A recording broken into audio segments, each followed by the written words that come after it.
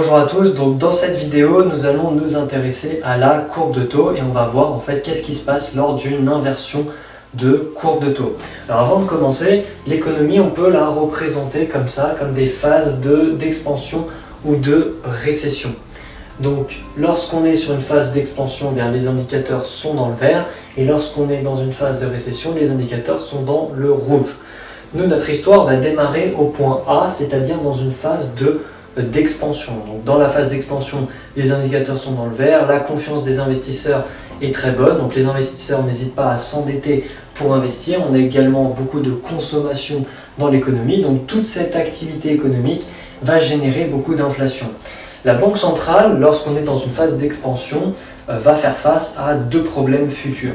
Le premier problème, c'est justement une surchauffe de l'économie, donc générée par ce trop-plein d'activité économique qui peut générer beaucoup d'inflation. Donc, la Banque centrale doit régler une fourchette d'inflation et donc si jamais l'inflation est trop importante, eh bien, elle va avoir tendance à essayer de ralentir cette inflation.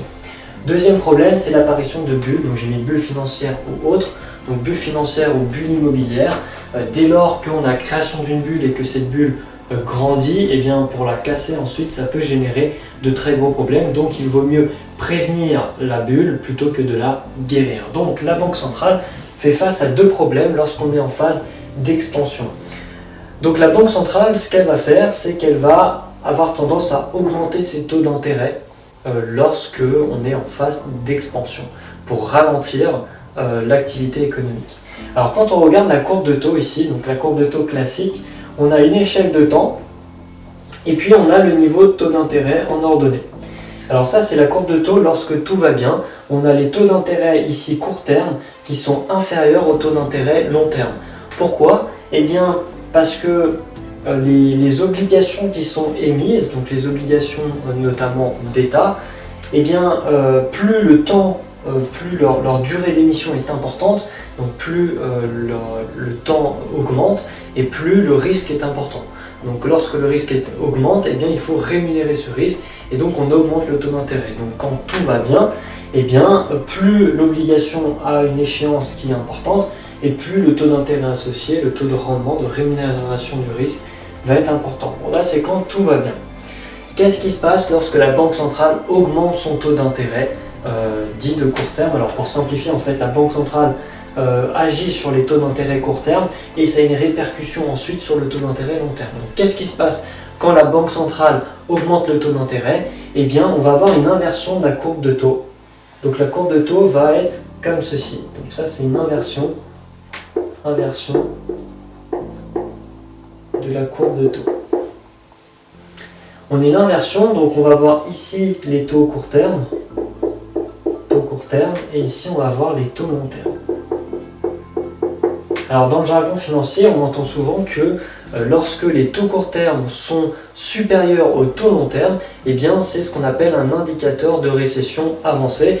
Autrement dit, on voit bien que si la Banque centrale augmente son taux d'intérêt, les taux court terme vont être supérieurs aux taux long terme parce qu'on a une inversion de la courbe.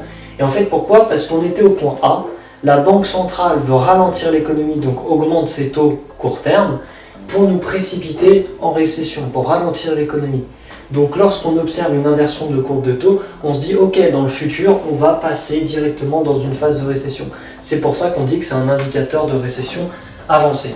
Alors maintenant, qu'est-ce qui se passe? Pourquoi les taux long terme sont inférieurs aux taux court terme? Eh bien pour le comprendre, il faut raisonner avec deux effets, l'effet Fisher et l'effet balançoire. Alors qu'est-ce qui se passe? Pourquoi ces taux long terme sont inférieurs aux taux court terme? Bien lorsque la Banque centrale va augmenter son taux d'intérêt court terme, qu'est-ce qui va se passer? On va avoir une réduction de l'investissement, on va avoir une réduction de l'activité économique et donc l'inflation future, qu'on appelle l'inflation anticipée, va diminuer. Donc on anticipe une inflation qui va diminuer. Ça c'est la première chose. La deuxième chose, c'est sur le marché obligataire. Alors en fait, il faut savoir que les taux long terme, c'est des taux d'obligations émis à taux fixe sur le long terme, des obligations d'État qui sont émises à échéance plutôt de 10 ans, mais donc sur le long terme. Qu'est-ce qui va se passer sur le marché obligataire? On a une augmentation du taux d'intérêt court terme. Donc les nouvelles obligations émises sont émises à ce niveau de taux d'intérêt et non à ce niveau de taux d'intérêt comme c'était le cas jusqu'à présent. Donc, les investisseurs ils vont avoir le choix entre les anciennes obligations qui étaient émises à l'ancien taux et les nouvelles obligations qui sont émises au nouveau taux. Donc ils vont choisir à court terme les obligations à plus grand rendement et tout le monde va faire la même chose. Donc tout le monde va aller sur les nouvelles obligations et donc c'est ce qu'on appelle l'effet balançoire. Par effet balançoire, la valeur des anciennes obligations, des obligations à long terme, va diminuer pour réajuster leur rendement. Une fois que le rendement a été réajusté, qu'est-ce qui va se passer pour les investisseurs? Les investisseurs vont se dire, ok, la valeur des anciennes obligations a diminué, le rendement maintenant il a été égalisé à court terme au nouveau taux, donc j'ai plutôt intérêt à acheter les anciennes obligations qui valent moins cher, parce que je peux en acheter plus, plutôt que les nouvelles obligations. Donc les investisseurs vont aller sur les anciennes obligations, ce qui va faire augmenter leur valeur et donc diminuer à nouveau leur taux. Et comme les taux des obligations long terme fixent le taux long terme, et bien cette diminution du taux d'intérêt long terme est matérialisée ici par des taux long terme qui vont être inférieurs à ces taux court terme. Donc voilà, ça c'est l'effet balançoire et c'est ce qui explique qu'on peut avoir une inversion de courbe de taux. Mais fondamentalement, ce qu'il faut bien retenir dans cette vidéo, c'est pourquoi on dit que lorsque des taux court terme sont supérieurs à des taux long terme, c'est un indicateur avancé de récession. Et bien parce que dès qu'on est en phase trop d'expansion, la Banque centrale augmente ses taux pour faire une politique, disons, contracyclique, contrer le cycle d'expansion pour aller sur une phase de récession. Et donc quand on anticipe tout ça, on se dit ok, il va y avoir une phase de récession.